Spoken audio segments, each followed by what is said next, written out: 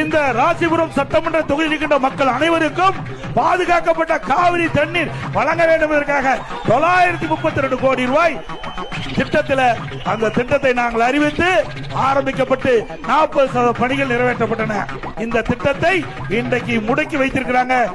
எடப்பாடி பழனிசாமி வரார் ராசிபுரத்துல இந்த முழு பூசணிக்காக சோத்துல மறைப்பாங்கன்னு பார்த்திருக்கிறோம். பச்சை பொய்யினாலும் பச்சை பொய் கடைஞ்செடுத்த பொய் பேசுறாரு.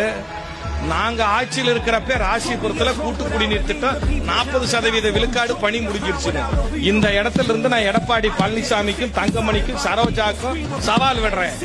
எங்க ஆட்சியில தளபதி மு.க. ஸ்டாலின் வந்த பிறகுதான் துணை முதலமைச்சர் அண்ணன் உதயநிதி ஸ்டாலின் அவர்களும் சேர்ந்து நாங்க ஆட்சிக்கு வந்த பிறகுதான் அரசாணையே போடுறோம். முதல்ல அரசாணையே ஆட்சிக்கு வந்த பிறகு நம்ம ஆட்சியில தான் 2021 தான் டெண்டரே கொண்டாடுறோம். நம்ம ஆட்சியில தான் அடிக்கல் நாட்டுறோம். நம்ம ஆட்சியில தான் வேலை நடந்துட்டு இருக்குது. நாங்க கொண்டாந்தோம்னு பச்சை போய் பேசுறிய.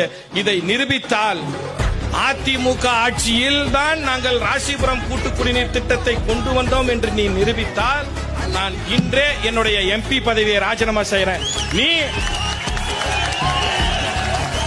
நீ சரியான அரசியல்வாதியாக இருந்தால் நீ எதிர்க்கட்சி தலைவர் பதவியை ராஜினாமா செய்ய தயாரா? எங்க ஆட்சியில நாங்க அரசாணை போடுறோம்ப்பா. நாங்க அடிக்கல் நாட்டுறோம். நாங்க பெத்த பிள்ளைக்கு நீ பேர் வைக்கிறியா? இது என்னையா கொடுமை?